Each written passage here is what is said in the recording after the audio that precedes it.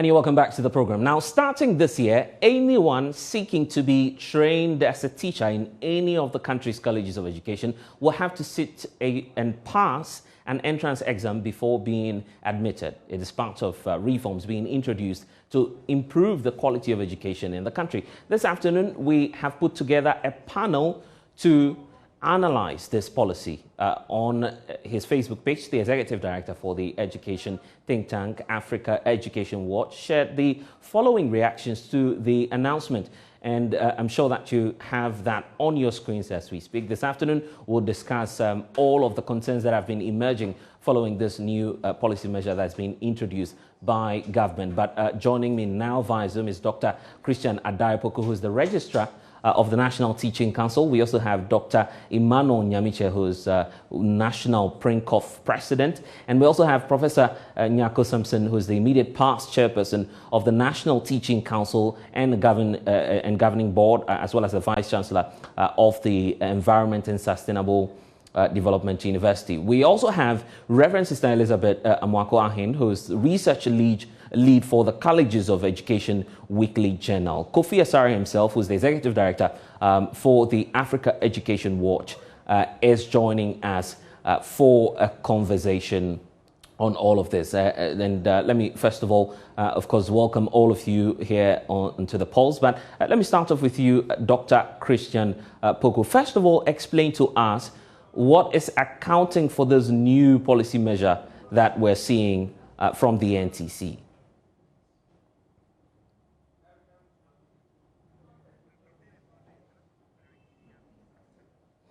We're still working the lines to get a stable connection to the NTC, but we can just bring in Eric at this point. What's really your reaction to the policy measure that's being rolled out by government as we speak? It appears that now, if you want to get into the training colleges or the colleges of education, you would require an entrance exam. Will this address the concerns?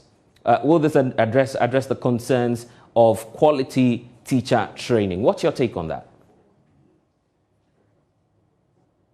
Hello, Blessed. Yes, I can hear you. If you could just make the point there. Right, yeah. I didn't hear you call my name. That's why I'm asking. Well, I think that I'm speaking as an educationist and as immediate past chair of the NTC board. This is just a continuation of a series of projects, if you like, call it initiatives, meant to, as it were, professionalize teaching. Some of these began with the writing of the exams, the professionalization exam, and all that. You need to write. There's a big data behind saying that writing is not just an entrance exam, but is an examination in literacy and then numeracy, so that before you get into it, you won't come back after the training for you to say that as part of your professional examination, write anything on numeracy or literacy, because the examination is moving into areas of specialization. Right. So if you train in home economics for your teaching or academic work, when you come out, you'll be tested in home economics. But as a teacher, you really need to understand issues of numeracy and then literacy.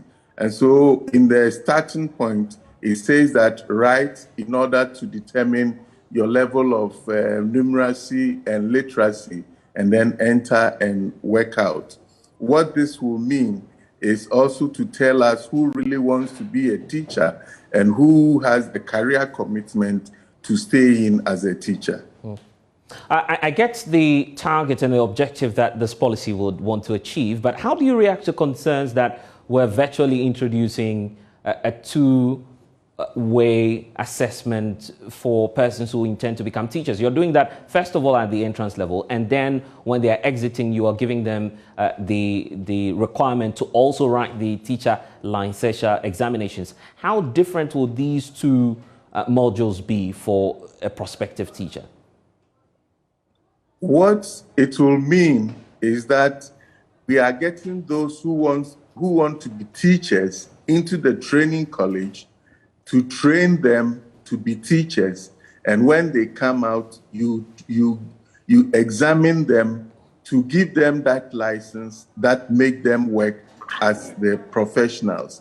And so it's if you like, we can say it's a very good thing for the teaching profession or enterprise as a means or a way to professionalize teaching. So what you mean to say is that there will be a clear difference. You will not be subjected to the same level of standard of assessment.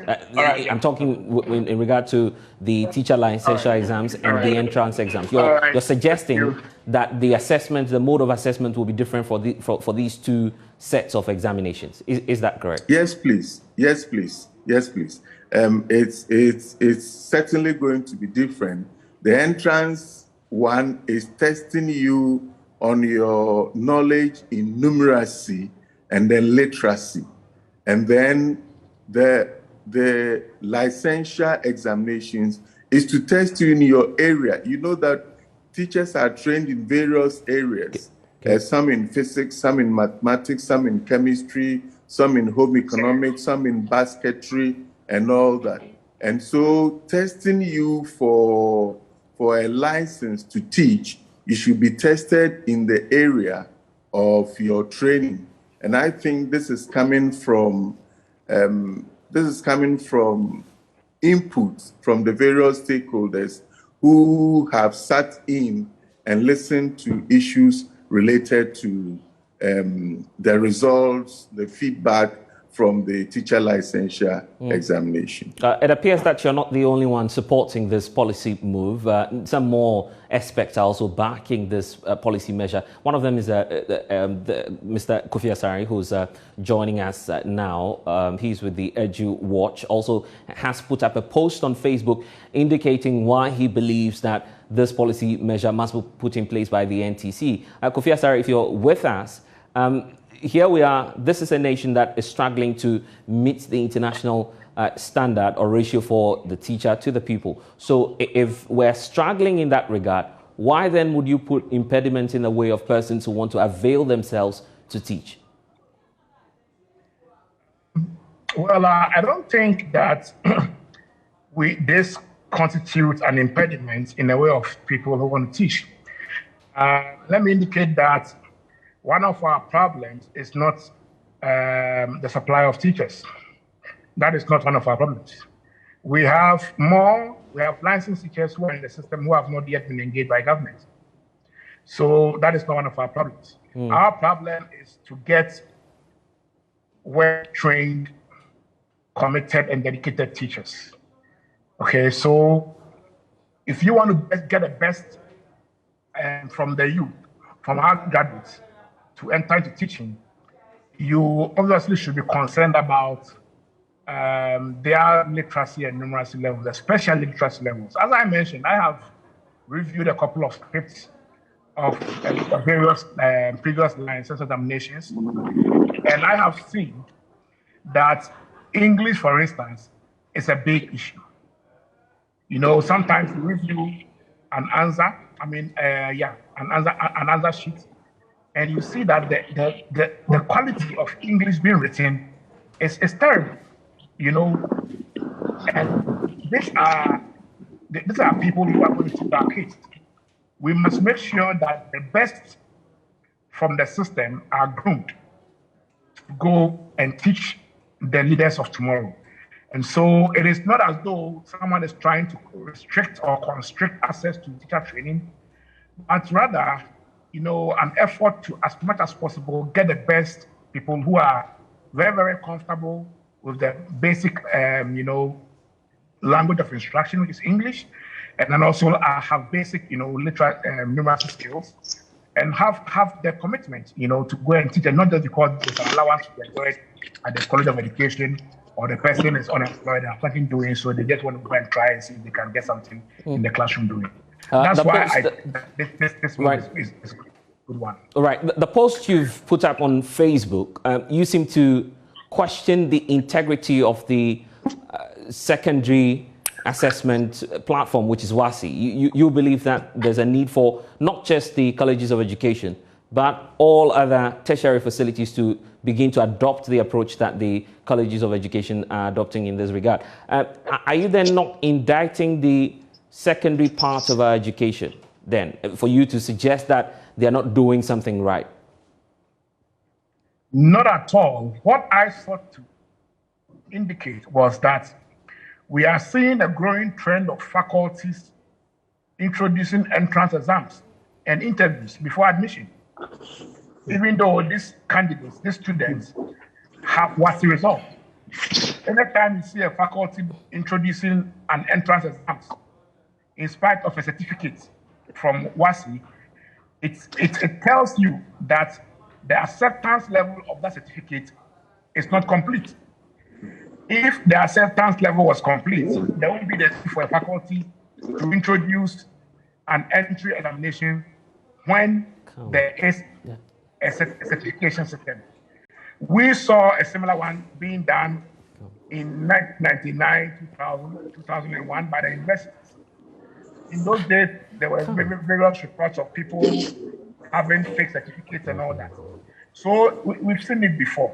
So the point I was making was that if we continue to spectate the growing levels of examination fraud at WASI, i.e. the regular leakage of examination papers in WASI, what will happen is that the faculties in tertiary institutions will begin introducing entrance examinations because they do not or they may not 100% fit in the quality of your certificate. And I made the example of a nursing training institute, a nursing training college in Boga, where just 1 year after admission, about 10% of the students failed to go through the first year. Meanwhile, they have good WASI results. And if you are speaking to lecturers, in the tertiary institutions, you will get to hear more about the disconnect between the skills and abilities that students exhibit when they come to tertiary and the results that they actually bring in from secondary. That is why it's important for us to take issues of examination fraud. I see. Let's bring in Dr. Nyamiche as well, who's on with us. He's president of PRINCOF. What's your impressions there about this policy, and how far should the dialogue go for every stakeholder involved here to understand what it is that government is about to roll out? Thank you very much. I want to start by indicating that this is not an entirely new project.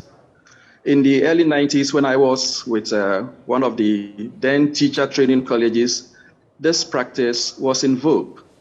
And it is done so as to ensure that we have people who are committed and can go through the training program successfully. But this time, we have a situation where anybody who gets the minimum entry requirements is qualified to come in. Those days when we used to have the interviews, both oral and written, it gave the colleges of education the opportunity to actually determine who is best suited to become a professional teacher.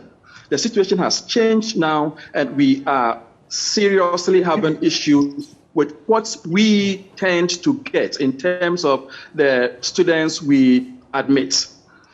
It's such that you admit students, and as has been indicated by one of my senior colleagues, students who can hardly express themselves properly. We don't want that in the teaching profession. All professionals in Ghana have a system where they are able to determine who is best suited to go through the training that they have. We no longer have that in the colleges of education, and we want that back now. Right. So moving forward, the engagements have begun, but the teacher licensure, which is one aspect of the entire assessment reform procedure that government is about to roll out, has some challenges. Already we're seeing about 88,000 of the teachers fail that examination, 88,000 actually passing, and the rest failing the examination. And some are even taking it as many as 4 times. So that's the challenge we are, for instance, facing with the teacher licensure examination. Given that scenario and what's happening at the end of the day, don't you feel that students will need some more time for training, facilitation before they are giving any assessment on basic education? We actually need quality teachers. We're not looking at the quantity, the number of teachers that we produce every year. We want to be sure that if even there are a few teachers, these are the ones who are best suited for what we want them to do after the training they have gone through. So we are not looking at quantity at all. We're looking at quality.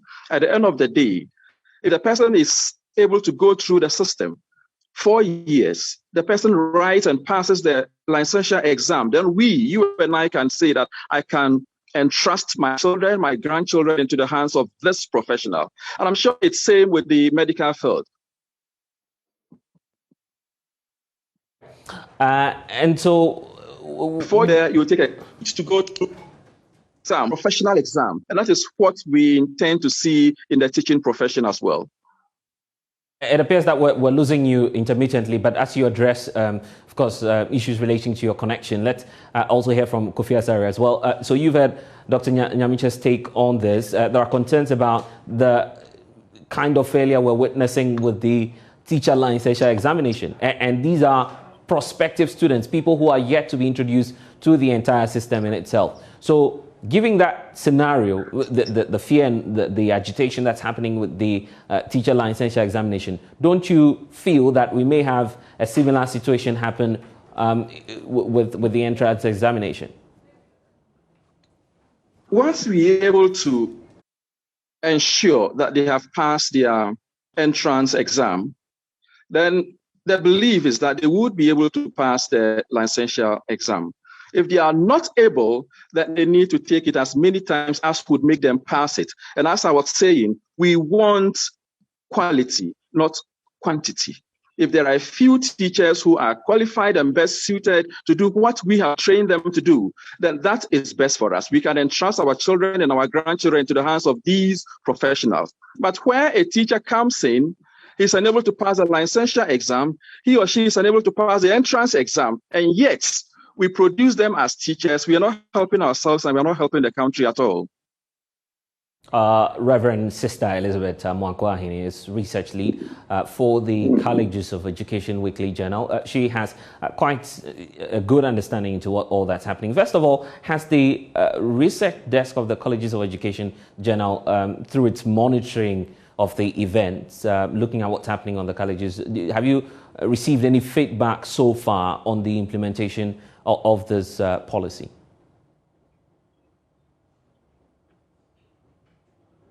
It appears that we're having some challenges there, but Reverend Sister, you'd have to unmute your Zoom for us. We're having some challenges hearing you. Yes, we haven't done official monitoring as such because the move came only last week. The introduction of the new policy only came last week. But I've had the opportunity to speak to quite a number of principals in colleges of education and teachers as well. And the general picture is that it's a welcome thing for all of them. They all feel that it's a good move, it's a move in the right direction, because it will help to address the entry behavior of people who enter, the colleges of education, which are, in a way, has been a bit of a problem, as Dr. Nyamiche rightly said. So, and we feel that once we're able to address that entry behavior, it will help, in a way, whatever goes on after.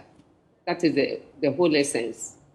And so generally, from those who are actually major stakeholders to this policy, most of them they give a kind of a thumbs up, to this policy. They think it's a good move and it should be encouraged. But of course, like any other thing, we have to look at the bottlenecks and the challenges that we have. We have to look at that and address that. But I would say that it's a good move. And I must also add that, yes, I've just taken up this new assignment as the research lead, but I just retired from the College of Education as a principal of Ola College of Education. So I have a fair idea of what is going on. Precisely. And yes, I have a fair idea. And that's why I would also want to take your personal expertise on this matter. What are the likely challenges that we're going to face with this, with the implementation of this policy, and what would you advise that the state or the government that takes in terms of an approach in dealing with all these teething problems that may come up? You see, thank you. As Dr. Nyamiche rightly said, it is not an entirely new something. We have had that before. And because of the challenges that we have, I'm sure that is why it was changed to what we have presently. So I think we have to go back, look at the challenges that we have encountered before, try to address those challenges. And then some of the challenges I could see is, the human factor bit. So I don't know. I believe this one is going to be purely computerized. That's what I'm told, that it's going to be a computerized kind of examination. And if it's going to be a computerized examination, my question is, will we have enough computers to do the examination and go the way it should go? That is my first question. And the second challenge that I see is the fact that once we all agree as a nation to go by this, I think the human factor and the protocols and things like that, will also be a challenge, and we should try to address that as well, because we don't want a situation where somebody will pass the entrance exam and the protocol of some sort will bring somebody who didn't pass, that kind of thing. So that would be the main challenges that I can just think right here on my feet now. Let's bring in Dr. Diapoku as well, who's with the NTC. Fortunately, he is joining us, and he will be able to provide some more context to this policy that government is intending to roll out. Doc, now, first of all, what's informing officially this position that you're taking, and would you say that you are fully prepared to take off? Thank you very much. Greetings to all colleagues who are part of this panel. I've seen Professor Nyako Samson, I've seen Yasare, and others. I greet everybody. Let's say that the policy is informed by some of the licensure examinations that has been written so far. So far, we've written 7 successive licensure examinations, and the results really show that we're getting between 40 and 49% in that there's something wrong with us that need a review. Consequent to that, we decided to see how we can deal with the challenges. And upon a lot of analysis, we have realized that one of this passive failure, or what I would call unfortunate failure of about 40 to 49% of our trainees, might be attributed to the fact that probably they were not fit to actually enter college in the first place. Probably they were not fit. And so no matter how the lecturers try to turn them around, they might not have been successful in that contest. That is why probably they are not performing. Because we believe that every teacher must have the basic knowledge in numeracy and literacy if you really want to teach. And if you are tested on basic numeracy and literacy and you are not passing, how are you going to communicate in class and then get your work done, get the message across to your students for them to comprehend? And then when you finish, how are you able to even deal with your figures if you assess a student How are you going to work on it, work average, simple averages, percentages, and so on, if you are not able to pass basic numeracy? And so we realized that. And just to, I'm sorry for interrupting, but there are questions here based on what you're saying. There are questions about fairness to those who are prospective students of the colleges of education. You are putting them at the same level just as any other tertiary institution. But their colleagues who will be going into other institutions would not be subjected to the same policy measures that you are rolling out here. How about that? Yes, their colleagues are not entering into a profession. That's the difference. If you are entering into a profession, your entry requirement might be slightly different from somebody who is going for general education at university. And that is why when somebody wants to train as a doctor, the entry requirements is not are not the same as those of going to do maybe raw biomedical science or any other thing that is not professional. In the same way, if you're going to do nursing, the entry requirement might be slightly different. And so in the same way as a profession, teaching also requires certain basic knowledge that you are supposed to gain to convince everybody that you are fit to enter into the profession in the first place and be trained. And after which we will still assess you to be sure that you've gone through the training properly and you are fit to teach. So there's nothing like unfairness in this. It has been the norm with many professions, including law, including medicine, many. And so it's not different with. So for you, this is more about ensuring standards. I just want you to take a look at this figure that we have on the screens right now. Since 2018, ever since you started rolling out the teacher licensure policy measures, over 123,000 teachers have taken this test. 88,000 of them have succeeded, but yet you still have quite a significant number who are still taking the teacher licensure examinations and are not passing. So that tells you that even the trained teachers are still having challenges. How much more those who are about to go into the colleges of education itself for them to be trained, reformed, so they could impact knowledge? Well, the figures that you have shown us are the reasons we are bringing these reforms. We believe that basic numeracy and literacy are not things that actually you're supposed to gain while in college. They are things that you are supposed to have before you even enter college. And we want to believe that if they have those qualities, when they enter college, the training should be easy for them.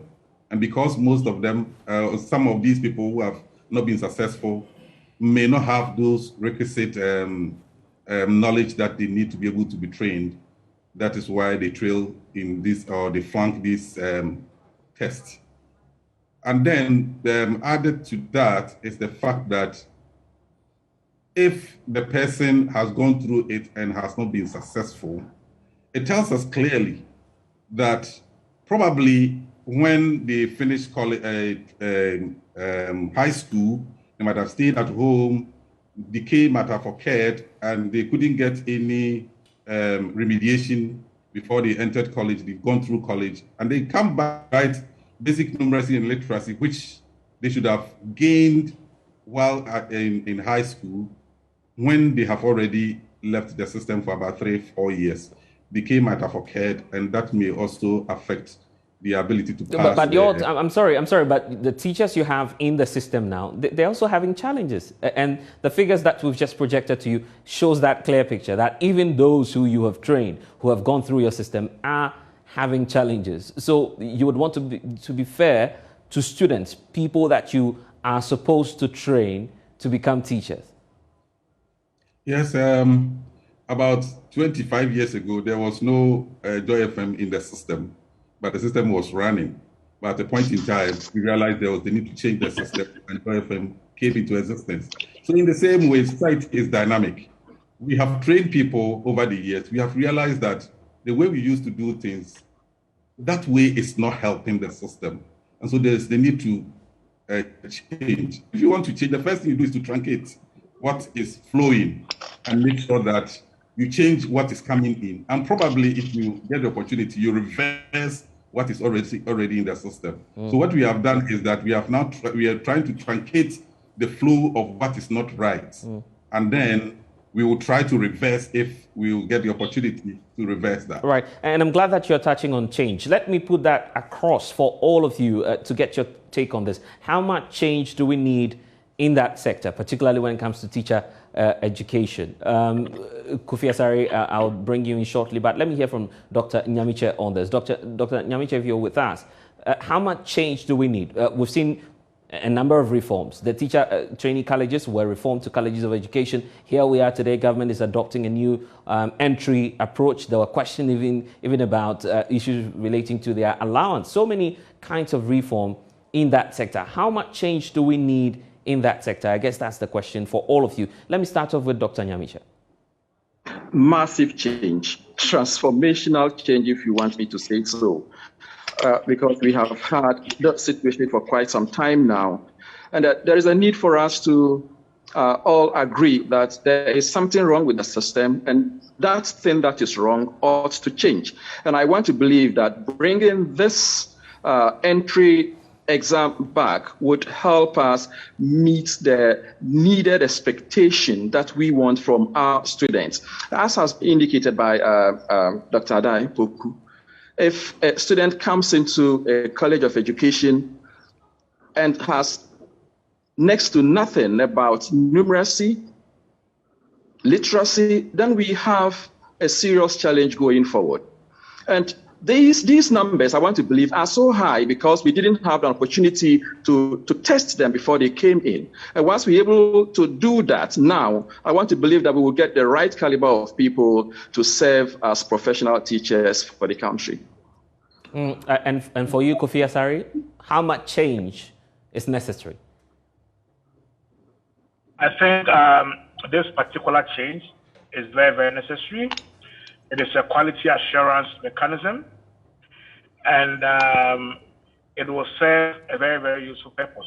You will realize that if this entrance exam is introduced, you will see an appreciation in the percentage pass in the licensure, because people who are struggling with literacy, especially literacy, will not get to the point of even writing the licensure and fail.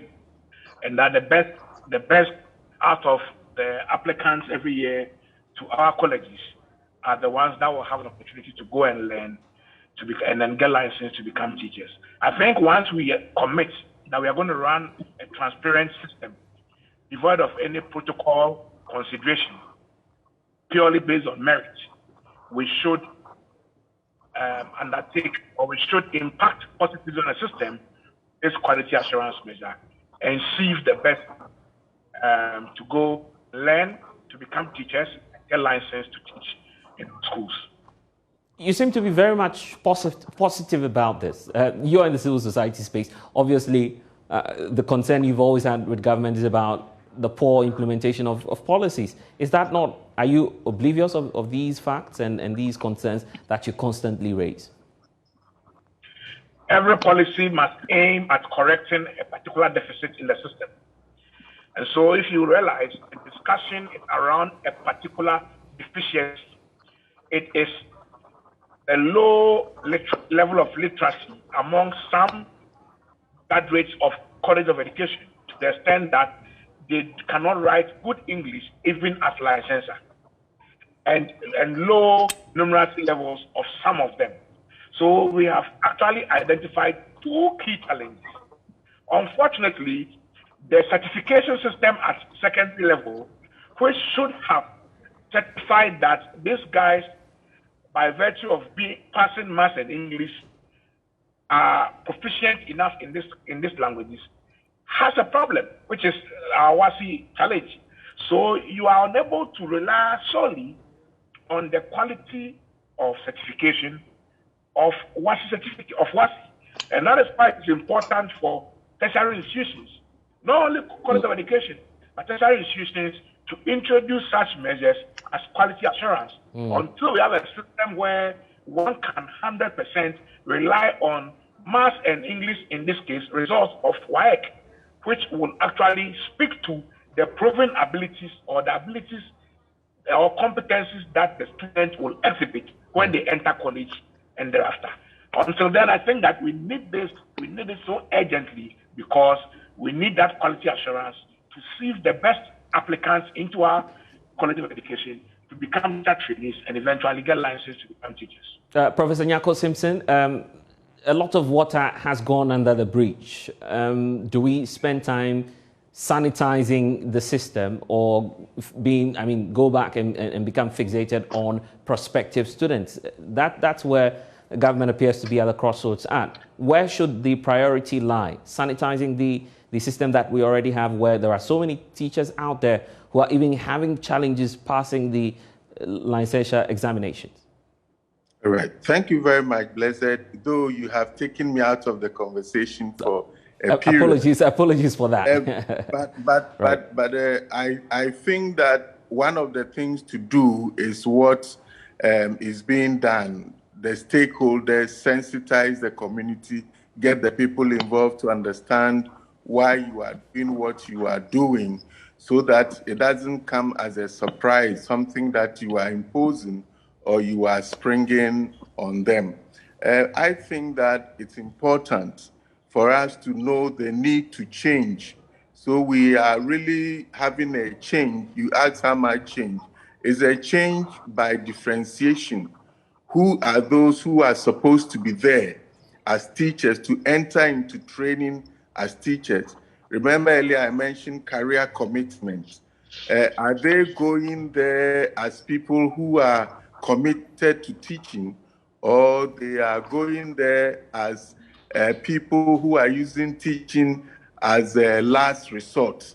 So this system is meant to move teaching, if you like, from a situation of last resort to a meritorious one, that those who qualify and who are really prepared to be teachers will get into it, but not those that you want them to be somewhere. So if you are not getting anywhere, if your passes are weak, you are not getting anywhere, can't you get some teaching? So if we say we want to live up to expectation in the teaching realm, or in the realms of professional teaching, then we've got to up our act so that we'll be recognized. And remember, or I should mention that something that is happening this year is the fact that the Africa Federation of Teacher Regulatory Associations have really seen Ghana as one of the giants in professionalization of teaching. And so there's going to be a conference here this year. And so as a country, it's important for us to put our best foot forward. Sometimes it may be costly because you have not engaged the people. Sometimes you engage the people, but you have different views, people with diverse views, people who will obviously understand but refuse to understand, and people who will refuse to understand. So I think that we've got to do a lot of engagement to get the people to understand what must be done and why, most importantly, why it must be done. The numbers you put across the screen about how many have passed over the years. These have even come as a result of having to review the exam almost every year to say that let us do this, let us do this, let us do this. But yet, if you have somebody writing it 4 times, 5 times before they pass a subject, then, as my colleague said earlier, there is something which has got to be fixed before they enter. And so I strongly believe, Blessed, that it is important for us to take that bold step, which may probably have some obstacles or face some objections, but it's important for us to understand, be on the same page, and move to say that this is the teaching profession we want to improve.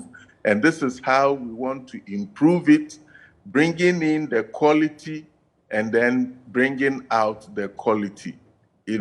So they say garbage in, you're talking about the giggle thing, so that we'll move away from the giggle thing to, if you like, the Kiko thing, quality in, quality out. Right. Prof, you seem to have a wealth of experience. in the subject area of education, you've monitored what's happened elsewhere. So comparing those systems out there to what we're doing now, are we on the right track?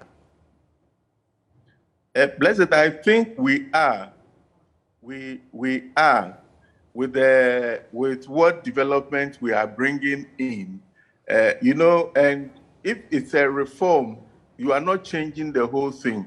So you bring in as and when you need the change, but gradually you get to the end. So I think we are on the right path. We're on the right path to an end which will be good for all of us. But the important thing is that we all have to come on board. Questions must be asked, issues must be raised and must be addressed. And then as we move on, we look at what areas or ends we need to fix, and then we will fix them. I'll be finding out very shortly from Dr. Adayopoku what the next line of action will be. But let me bring in Reverend Sister Amakwahin, who's also with us. For you, monitoring the conversation and listening to the other panelists on what it is that we need to change in the sector, what more can you add to how much change it is that we need in the system?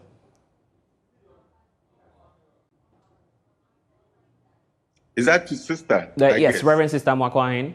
Okay, all right.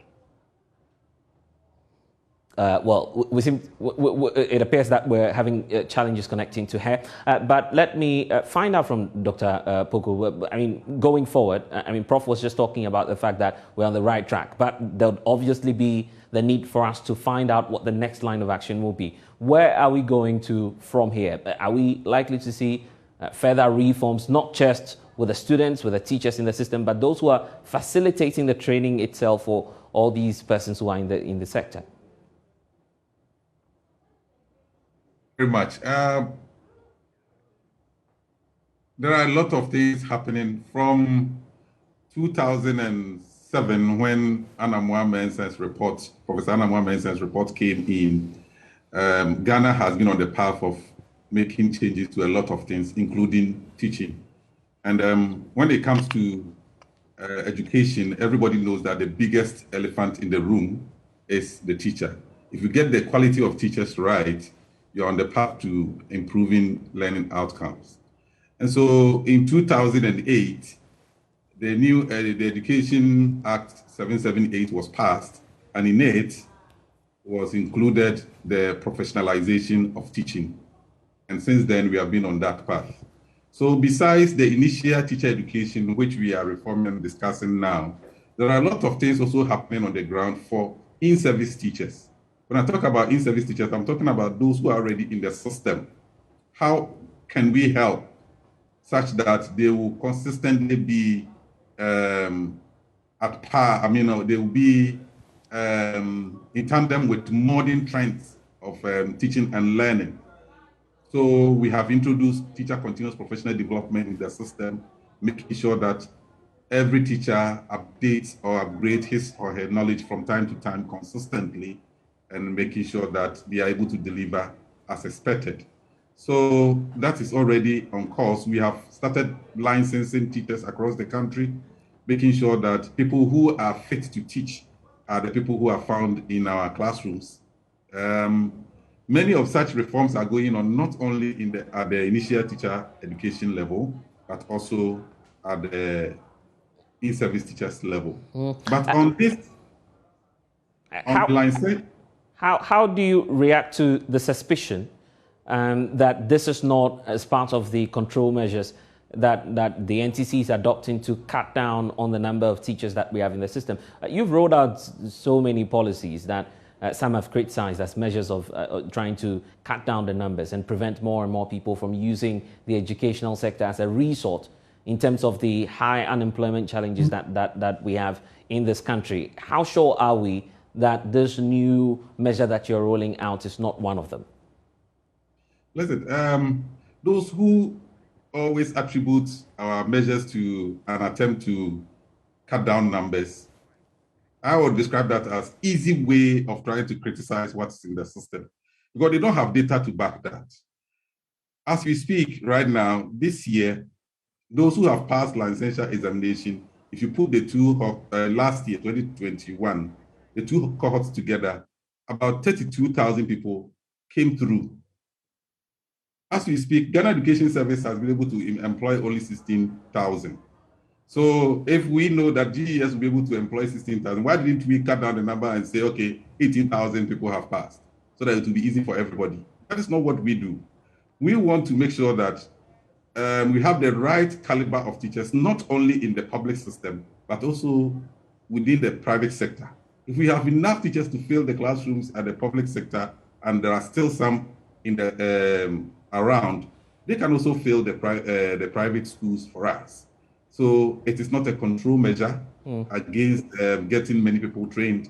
It is to help get the quality into the system. The days were when anybody, as Professor Nyako Samson said, anybody could just rise and say, oh, teaching is the job that needs the first class students to enter, and not just anybody who thinks that, oh, it's a stepping stone to the job market. So these measures are in good faith to help get the right people who are fit for purpose to enter Ghanaian classrooms.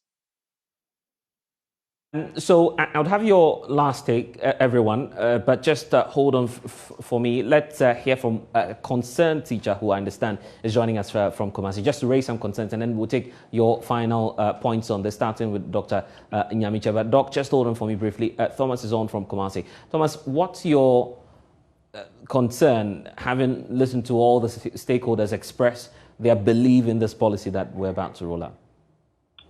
Yeah, thank you very much. I've listened to members there, but I think they have not mentioned the fundamental problem that has brought about this poor performance of teacher trainees in our colleges of education. I think, as one of the panel mentioned, the input we get is the same output we are going to get. The issue at stake is about the foundation of our students from the basic to secondary to the colleges of education. That is the major cause of the issue. The type of candidates that enter into a secondary education is a very serious issue. It's a big problem facing the secondary education that need to address seriously. Now, when you write BEC, whether you get the requirement, there is no cut-off point. They are all wholesale, go to secondary school. When you get to the secondary education, these days, there's nothing like demotion and then withdrawal of students. You cannot do it. And if these things, a student in the secondary school who says that after all, whether he goes to the classroom or not, nobody will withdraw me or repeat me. But you and I know that previously we used to repeat and withdraw poor performance. And when the student sees that my colleague has been withdrawn or repeated, it will be a challenge for him to actually sit up and prepare well for the promotion exam. Okay, Thomas. But looking at this current educational system, it's very bad. That system is no longer there. Okay, then. I get your point, to the point that you're making there. But, Thomas, we're very grateful that you've been able to join us all the way from Kumasi. Let's now get your final take on this, gentleman. I'll start off with Dr. Nyamiche. What's your take, your final take on all of these discussions? And also, having listened to Thomas, was one of the teachers raising his concern about how we don't even have demotions any longer. What do you have to say finally about this, briefly? Thank you very much. I think Thomas's concerns are what the project we are starting is set to address. He talks about the foundation. How do we get a solid foundation? We get teachers for the basic schools from the colleges of education. So if we do not get the right caliber of students into the colleges of education, how then do we strengthen the foundation he's talked about? And that is why for me and for Prinkov, we think that it's a good exercise to begin with. Once we get the right caliber of students, we get the right caliber because they're able to pass their entrance exam, because I'm not sure the entrance exam is going to be mincemeat for anybody at all. Once you're able to pass the entrance exam, you come in, you go through the training, certainly you would pass your licentiate exam. And once you pass the licentiate exam, and with your permission, I would want to paint a scenario that the immediate past Minister of Education has always painted. If you go to a hospital and then you're told that this doctor here failed his final exam 4 times, asked against the one who wrote the final exam once and passed, which of them would you want to attend to you? Naturally, you want the one who passed the exam once, and that is what we aim at achieving. For the sake of time, unfortunately, we'd have to hold on with this conversation. Let me give just a minute to Prof to come through with his final words on this. Just a minute, sir. Yeah, thank you very much. I'm sure that these changes will need to address the quality from the basic level, and therefore the teachers that will come, we may not see what is there now, but give ourselves 3-4 years. By the time the first batch comes out, we will see that it's really good. So we will address the quality of all what George was talking about from the basic level, when you have a good trained teacher at the basic level. Well, it appears that time is not a good friend here, but thank you, gentlemen, for joining us. When we return, it appears that you are likely to pay some 30% increment in transport fares if government takes no action. We'll do all of that here on The Pulse. Stay with us. We'll return after this break.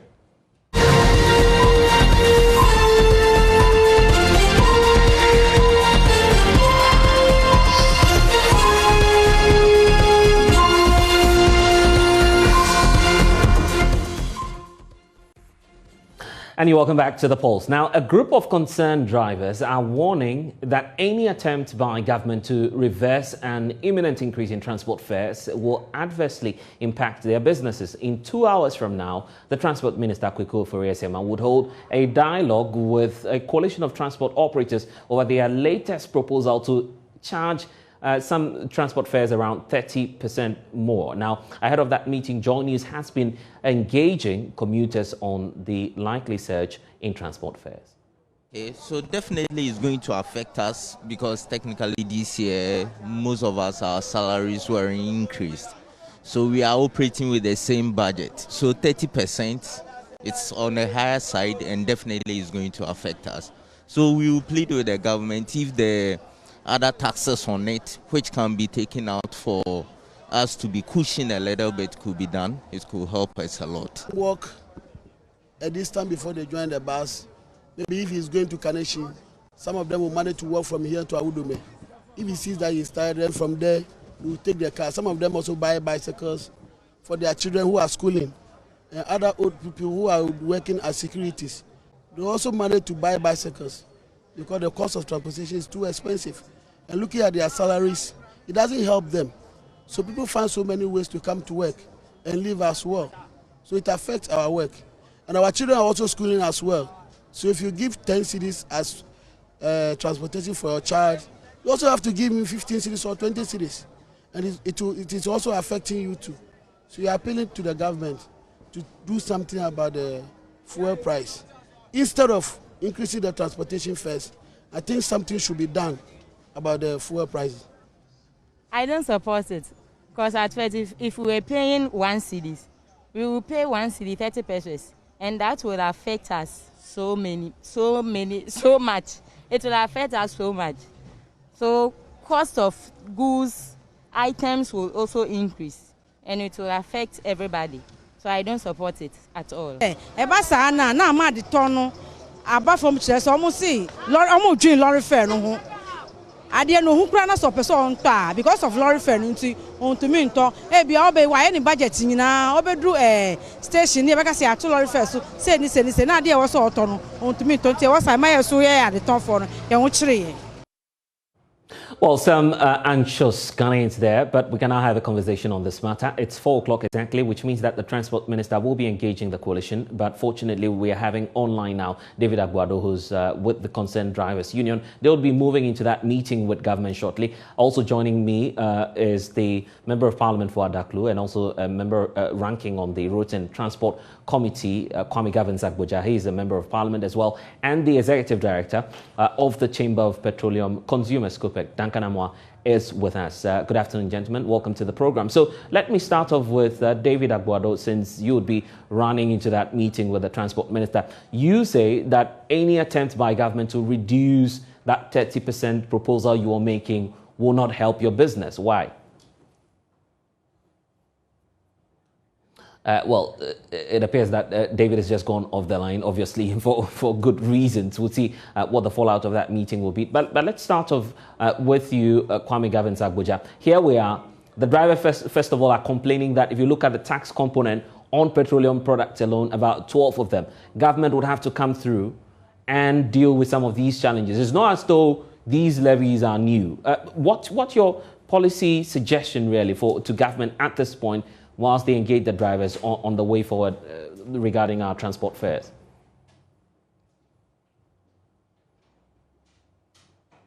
Good afternoon to you. Good afternoon to my good friend Duncan on the line. First of all, that was quite a very educative interaction we had with professionals in the teaching industry. What I took away from that is suggesting that the way and manner we implemented the free SHS is actually very, very counterproductive for all of us. Let's assume the billions we spent is basically almost a waste since the products are very poor. But let's get back to the point of this. My brother, look at something. It appears almost on weekly basis, either the price of fuel on our market at the forecourts keep going up. I mean, last week we went through 7 cedi per litre. I mean, there's no doubt that in 2 months' time we're going to break the 8, where prices of petroleum products may be more than 8 cedi per litre, which is a very serious one. But the driver who actually bears the brunt of this does not have any cushion at all. He's told that he should keep his prices that way. We also notice that you have a situation where the pound is over 9 Ghana cedi, the dollar is up. Kwame Aguja, your line appears to be unstable at this point. We'll just rework the lines and get back to Kwame Gavin-Zagboja. Also joining us is Duncan Amoah. He's with the Chamber of Petroleum Consumers, Ghana. Duncan, if you can hear me, here we are today. Government says it will be engaging the coalition of transport operators. For you, what's your expectation going into this meeting, and what is it that you would appreciate government do to avert this imminent rise in transport fares?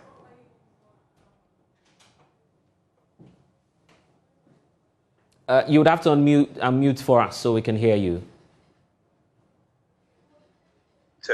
Okay. Right. I don't know if you can hear me now. Yes, we can hear you now. Good afternoon to you. Yes, and to your viewers. We are a country that is clearly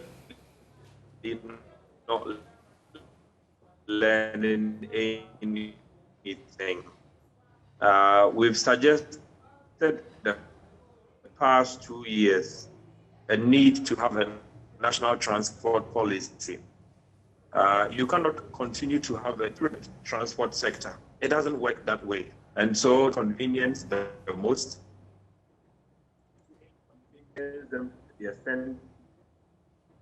Anytime,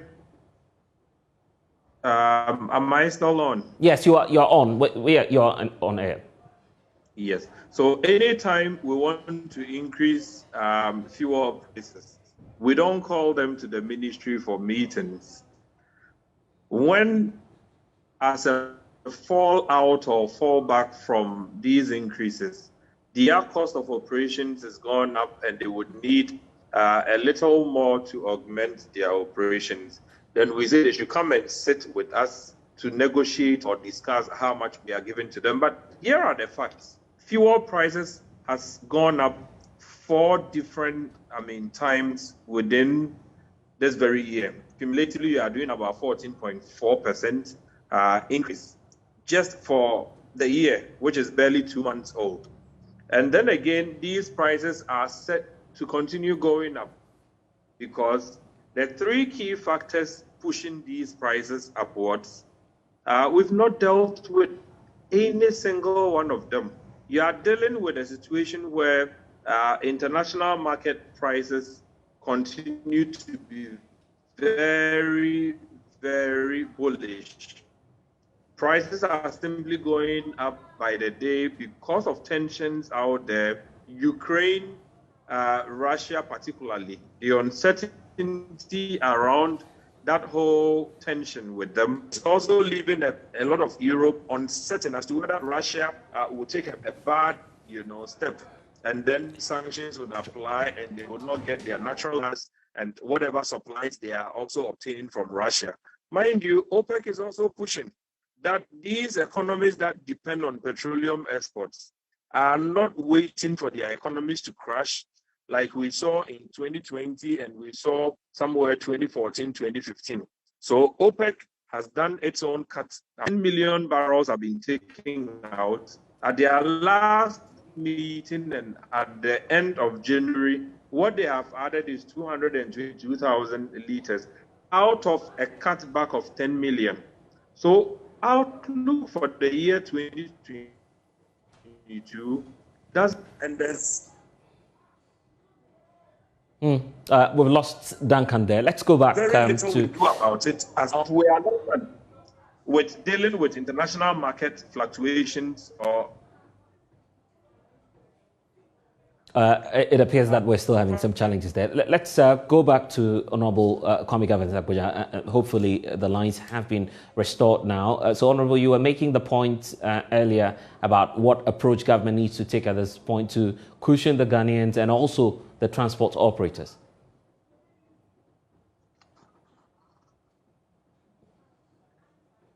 Honorable Kwame Gavin-Zakpoja, if you could hear me, I was talking about the point you're making earlier, projecting some of the policy paths that government could adopt to cushion the consumers as well, and then the transport operators.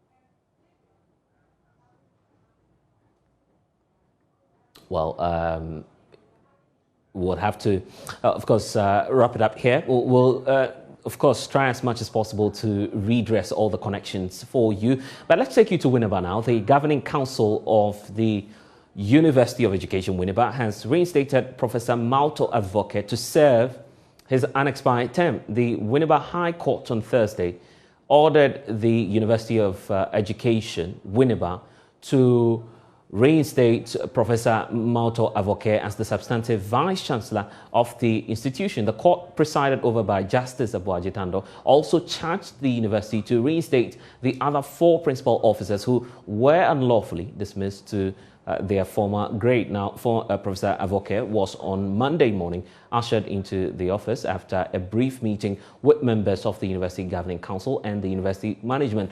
Richard Kojonyako was there and comes through with this report. In 2017, Professor Mauto Advocate, who was the Vice-Chancellor, was instructed to vacate his post until a case against him and the University Council by one Supi Kofi Kwaira was determined. The plaintiff alleged and cited financial and procurement irregularities on the part of Professor Advocate. He also claimed that the University Council's mandate expired in 2013. However, the Education Ministry failed to constitute a new governing council.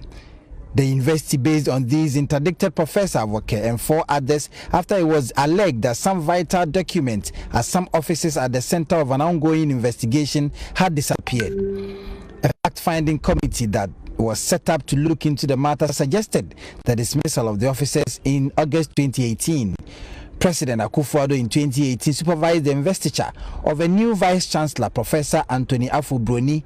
Reverend Afu-Broni's term expired on the 1st of October 2021, upon which the Pro-Vice-Chancellor, Professor Andy Ofori-Brokwan, was notified by the Council to act as the Vice-Chancellor. But on Thursday, a Winneba High Court, presided over by Justice Aboagye-Tando, ordered for the reinstatement of Professor Mauto Avoke. The court also charged the university to reinstate the other 4 principal officers who were unlawfully dismissed.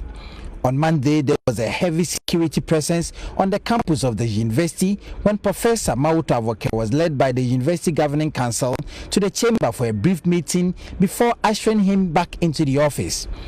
EEW Governing Council Chair Nana Ofori-Ansah addressed the media after the meeting. Prof. Avoke is back.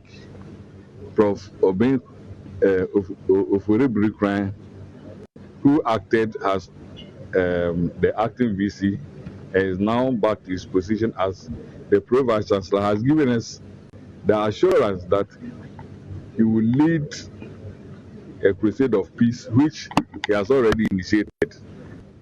It is the vision, the wish, and the admonition of the president that litigation must end somewhere. And with that court ruling, litigation at UEW has come to an end.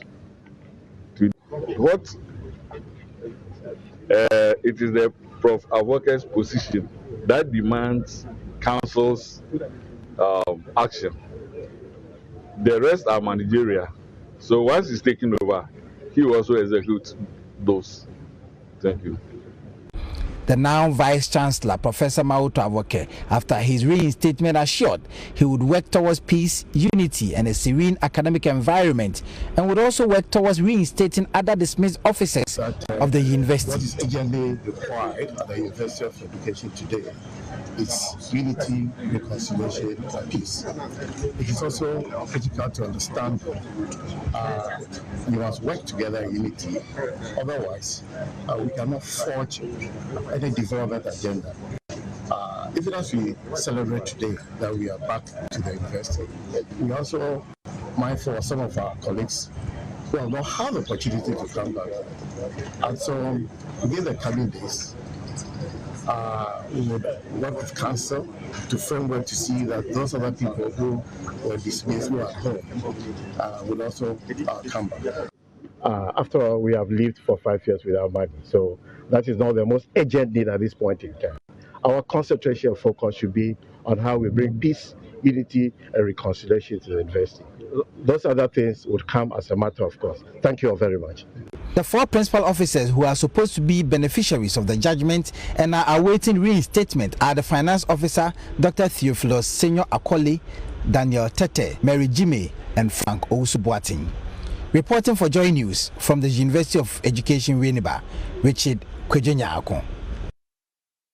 The opposition National Democratic Congress is asking government to make public funds expended on the recent town hall meetings. In the view of the party, the monies used could be channeled into other areas of the struggling economy. At a news conference, the party indicated that it has joined forces with other political parties and some civil society groups and organizations to stage a massive demonstration dubbed Yentia Demo on Thursday, and that demonstration will be in protest against the controversial subject of the electronic transaction levy and government's failure to address the concerns of striking university lecturers. National Youth Organizer of the NDC, George Opare-Addo, at a news conference demanded the immediate termination of the town hall meetings, describing it as wasteful expenditure. Our country in recent times is rolling back on its progress. Times are hard for everyone, and times are hard for the many young people who live in this country. The future looks very bleak, and it has become extremely difficult for families to even feed. We have an ever-increasing public debts, worsening economic conditions, bad governments liaised with impunity, stealing, pilfering of the public purse, the use of state security to intimidate citizens, like what we've seen in the issues of Captain Smart and the many other Ghanaian journalists who have been bold enough to speak about the bad governance that this government has given to us so far. State capture, through corrupt deals and other provocative happenings in the country. President Nana Addo Dankwa Akufo-Addo has not been able to deal with these vices being superintended by him himself to set a good example for his own appointees. It is no longer news to see energetic young men and women of our country idling without jobs. It is almost becoming painfully acceptable to see families struggling to afford a square meal a day. Just one meal a day is a problem for many families, and this is not a better Ghana Nana Addo Dankwa promised the good people of this country. Ghanaians are being coerced to accept that they must give out their little earnings to appointees of this corrupt, dishonest Akufo-Addo Bawumia government to live a luxurious and ostentatious lifestyle. We cannot continue to fund the incorrigible lifestyles of Akufo-Addo and his appointees. And we say enough is enough. In the midst of all this, there is no conscionable person in the NPP's government, right from cabinet through parliament to the leadership of the NPP, to counsel the president and his cabinet that they must sacrifice by cutting down their profligate spending and bring economic respite for the poor people across the country who are living in extraneous conditions. Already, Ghanaians are saddled with many taxes, resulting in the increases in petroleum products, high tariffs, and if you care to know, in the coming days, your electricity bill will be going up again. Your water bill will be going up again. We understand GPRTU is going to increase fuel price, transport fares by another 30% because of the price build-up. And we believe strongly that most of the taxes out there are nuisance taxes that should not be given the opportunity to see the day of light. The president and his spokesmen have given comic reasons why there is a need to impose the e-levy. The only reason why this government is doing everything possible to impose the e-levy is that Ghana is not credit-worthy. Hence, it can no longer borrow or raise bonds on the international market. And I believe that in the last few days, you've seen how we've been downgraded. Today, Ghana on the international market means nothing. We are highly poor and cannot borrow on the market. So they believe that the only way for raising revenue is to impose the e-levy on us. What we are saying is that the e-levy is a no-brainer. In 2009, when President Mills, the late, may he so rest in peace, and his competent vice president and the leader of the economic management team, John Mahama, took over office, when we were faced with challenges, they resorted to innovations like the price stabilization levy that was introduced. Then, financial institutions were made to pay more. They were taxed 5% of their tax before profits. The then finance minister owned the bank, owned a finance company, but he agreed that financial institutions should be made to pay 5% of their profits before tax into a stabilization account. Same for insurance companies and then the breweries. Today, we know how much the telcos are making. We all understand that last year alone, mobile money transactions exceeded $500 million. What it simply means is that they made more profits. The NDC is not against taxation. All we are saying is that financial institutions are making abnormal profits. What President Mills and President Mahama did, why is Ken Ofori-Atta refusing to tax financial institutions and insurance companies? Because his enterprise group is making so much from the states, and the amount of money they have made in the last 5 years from government transactions is enough to take care of the $6 billion they are seeking to raise from the e-levy. If they want innovation, the NDC have an array of ideas to supply them with. Tax the right sources. The extractive industry is still available. Well, at the same event, a coalition of university students who indicated their resolve to join the demonstration asked government to desist from using the National Labour Commission as a bullied referee to sabotage the university lecturers. The students say the industrial action is having a toll on their academic activities, serving notice of their intention to go on demonstration tomorrow. Students watching me here, with other conveners here with me, I speak on behalf of your interest. Maybe you wouldn't gather the momentum to stand before the huge media and expel your grievances to the government that has been so insensitive to the plight of our lecturers. Our lecturers have laid down their tools and apparatus and embarked on an indefinite strike. UTAG on Monday, 10th January 2022, officially embarked on this indefinite strike, and it's been several days and we've been in the 5th week, yet still, these lecturers have decided not to return to the classrooms.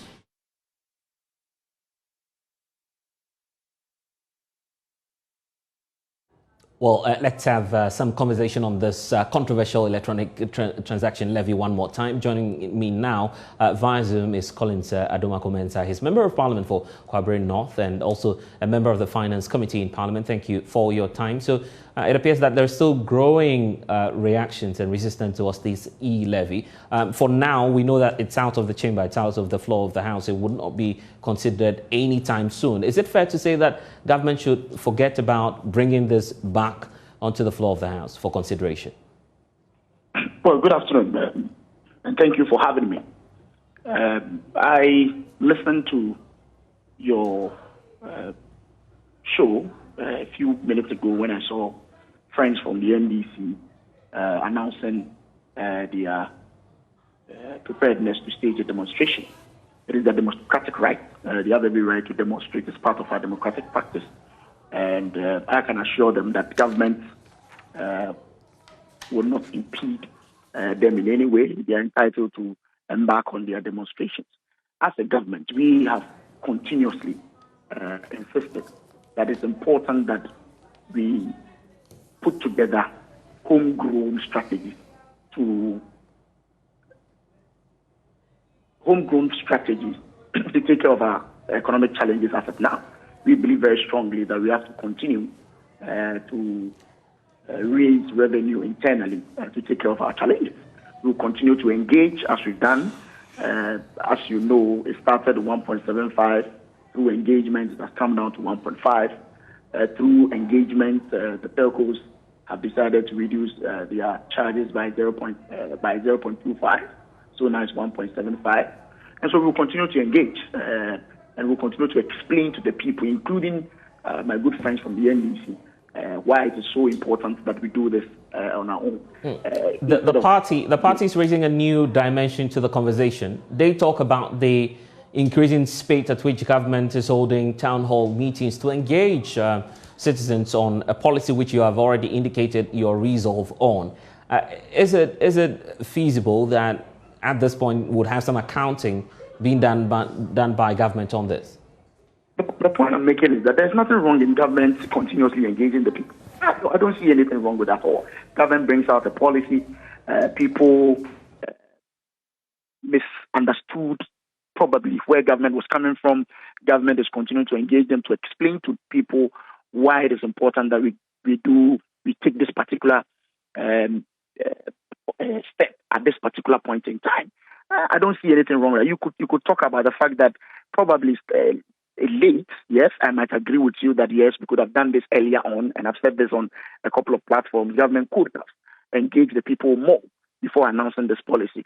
But it's better late than never. Government has a duty to continuously engage the people and continue to explain to people, especially when people who are supposed to know better, and when people who have read the bill continuously throw out falsehood. I heard a couple of people talking about the fact that even ATM, when you put your ATM card into a machine, you are charged. Some of these things are worrying. People know the truth, but they continuously make false statements just to please a certain group of people. And so government will continue to engage. Yes, it might be late, but I don't think it's out of place for government to continue to engage. Unfortunately, what you have happening now is that the NDC is leading their grassroots onto the streets. Don't you feel that that would make the policy more unpopular for government and hence its possibility of introduction? I don't think so at all. I mean, clearly you could see that is a party position that they've taken. The NDC thinks that one of the ways to demonstrate or their resolve against this particular policy is to go on the streets. Why not? I mean, as I said earlier on, that's the beauty of our democracy. I can assure that the government is going to give them all the protection that they need. I just hope that they go through the processes by notifying the police and go through the routes that will be given to them. That's it. I mean, we don't have any problem at all with they going on a demonstration. While they go on a demonstration, we will continue to do our town hall meetings, we'll continue to engage our constituents and explain to them why it's so important for us to embark on this particular internally generated revenue policy at this particular moment. We can be certain to say now, Collins, that the future of the e-levy hangs in the balance now. We do not know what the option will be for government. In the likely event that this bill does not go through, is government really eyeing another form of revenue measures that you intend to adopt to filling that gap that may be created as a result of the possible withdrawal of the 6.9 billion fund that you're seeking to rake in through the e-levy? Well, at this point in time, government still believes very strongly that if we continue to engage our colleagues on the other side and continue to explain to them the need for this, it will get to a time that we can reach an amicable solution. So we don't believe that it's not possible. It is possible to have this thing pass through. But in the unlikely event that it doesn't, I don't have any information from government speaking to you at the moment what government intends to do next. I don't have that information, so I don't want to venture into that particular. Don't forget that I'm not in the ministry, nor that am I in the executive really. So, and I've not received any brief as to government's next step if this does not go through. Collins Doma-Mensa, we wait to see what then happens in the coming days. Let's stay on Parliament because Majority Leader Osei Mensah-Bonsu says most of the MPs captured on camera in the free-for-all fight in Parliament are found wanting during the debate in the chamber.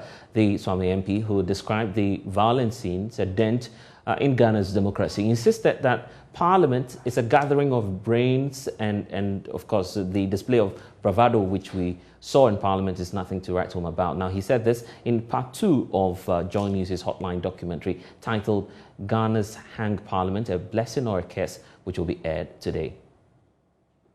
Members of Parliament, members of Ghana's Parliament here. Now the third fight in the first year of the 8th Parliament. So this is the situation here on the 20th of December 2021. Well, I must also condemn it because it's shameful. It's a dent on the image of Ghana's Parliament. To us in leadership, that is occurring at our time. And we should bow down our heads in shame. It's a dent on the Parliament of Ghana, and indeed a mortal wound on Ghana's democracy. We got off to a bumpy start January 7th, and I saw some leaders attacking ballot boxes. Some in leadership doing that. You saw some in the extended leadership booting down polling booths. You saw that. And you saw somebody also snatch ballots and attempt to run away with it. I mean, it's such a shameful incident that day, what happened. And then December, these rowdy scenes, fisticuffs. I saw some members, attempt to slap their own colleagues. And he took pride in that. And such people, when it comes to discourse in the plenary, they are found wanting. Do you see them? And he thinks that he must exhibit bravado. Is it the display of bravado or brawn or brain in Parliament? In Parliament, it's about brain power, not the display of brawn. Professor Ransford Jampo, a political scientist, argues it's okay for MPs to fight. Listen to me, a hung parliament has got its own features. One of the key distinguishing features of every hung parliament is its susceptibility of degenerating into political fisticuffs. It is there. That is its nature. Okay, every hung parliament can degenerate into physical fight. It is there. But you see, in politics, countries that are determined to climb higher the ladder of democratic progression copy the best practices. You understand? So my point is that even though fisticuffs are features of every hanged parliament, there are parliaments that are hanged that do not show that features. They are mature. And so rather than looking at countries that have fisticuffs because they have hanged parliament, let's look at other countries that have tolerance and that are able to dialogue and reach consensus with their hanged parliament and copy them. And you're still live here on The Pulse on the Joy News channel. When we return, we'll bring you some sports news. Stay with us.